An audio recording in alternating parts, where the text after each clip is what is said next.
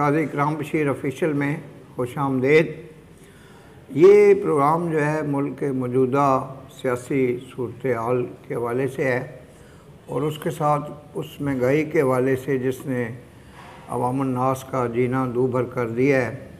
بلکہ ہمارے جیسے جتنے بھی متوسط طبقے کے لوگ ہیں تو وہ بے پناہ اس صورتحال سے پریشان دکھائی دیتے ہیں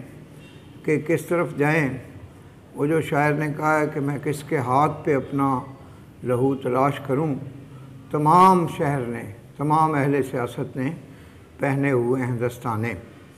یہ جو مہنگائی کی لہر تو وہ کہتے ہیں حکمران کہ یہ تو بین الاقوامی ہے، لیکن وہ کچھ وعدے کر کے آئے تھے، بے شک جس طرح سے بھی انہوں نے ووٹ آف نو کانفیڈنس کروایا یا جو بھی صورتحالات تھی، تو اس میں اب یہ ہے کہ عوام کو اور بلکہ ہمارے جیسے متوسط طبقے کے لوگوں کو ریلیف چاہیے تھا، تو اس حکومت نے یہ کیا ہے کہ مفت آٹا جو ہے وہ تقسیم کرنا شروع کیا ہے، جس میں بہت سے لوگ جو ہیں وہ اس جان سے ہی ہار گئے ہیں کہ اس کی جو بھاگ دوڑ تھی، یعنی یک کنارو صد بیمار والی بات تھی کہ ایک ٹرک آتا ہے آٹے کا تو ہزاروں لوگ جو ہیں وہ ان کی خواہش ہوتی ہے کہ ان کو آٹے کا تھیلا مفت میں مل جائے۔ تو بہتر تو یہ تھا کہ اس کو مفت دینے کی بجائے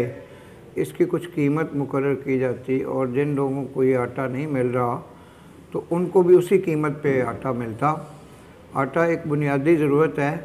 لیکن یہ بڑی ایک شرم کی بات ہے کہ ہمارے جو اہل اقتدار ہیں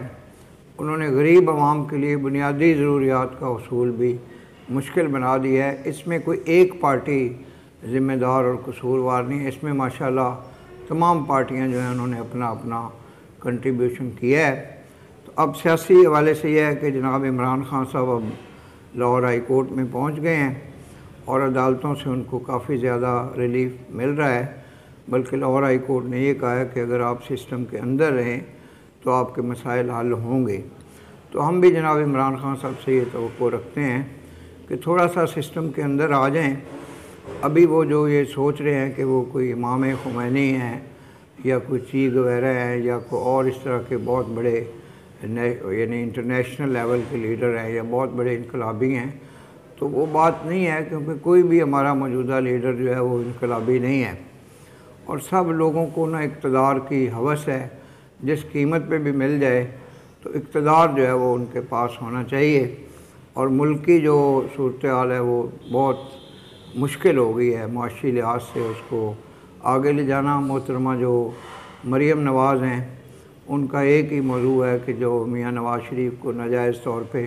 اقتدار سے نکالا گیا، اور جو یہ عمران خان صاحب ہیں ان پہ بڑھ چڑھ کے وہ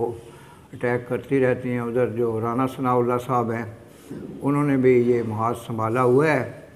تو اس میں تمام پارٹیاں جو ہیں وہ یک طرفہ سیاست کر رہی ہیں اور یک طرفہ موقف جو ہیں وہ پیش کر رہی ہیں، اور تصویر کے دونوں رخ جو ہیں وہ کوئی بھی نہیں دیکھ رہا۔ تو موجودہ صورتحال میں الیکشن بھی جلد ہونا نظر نہیں آ رہے، کیونکہ معاشی صورتحال ہی بہت زیادہ خراب ہے۔ تو میں یہ توقع رکھتا ہوں کہ ہماری جو لیڈرشپ ہے وہ حضرت قائد اعظم لیاقت علی خان، محترمہ فاطمہ جناح، خواجہ ناظم الدین اور علامہ اقبال جیسی جو شخصیات ہیں ان کے افکار و خیالات سے کچھ استفادہ کریں۔ اور اس موقع پہ بہت سے سیاستدان ایسے بھی ہیں جو اپنے سابقہ موقف سے ہٹ رہے ہیں، جیسے شاہد خاقان عباسی ہیں، تو انہوں نے ایک بڑی درمیانی سی راہ نکال لی ہے جو شاید ان کے لیے تو کامیابی کے راستہ ہو، لیکن وہ بھول گئے ہیں کہ پاکستان مسلم لیگ نون نے ان کو وزارت عظمیٰ کے منصب تک پہنچایا تھا، حالانکہ وہ بہت سے مقدمات میں بھی اس زمانے میں بھی نامزد تھے اور ان کو گرفتار بھی کیا گیا اور عدالتوں میں بھی جاتے رہے۔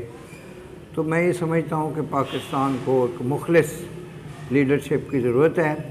اور پاکستان کی تمام سیاسی پارٹیوں کو اور تمام اداروں کو پاکستان کے حق میں سوچنا چاہیے۔ نئے آنے والے دوست قاضی اکرام بشیر آفیشل یوٹیوب چینل کو سبسکرائب کریں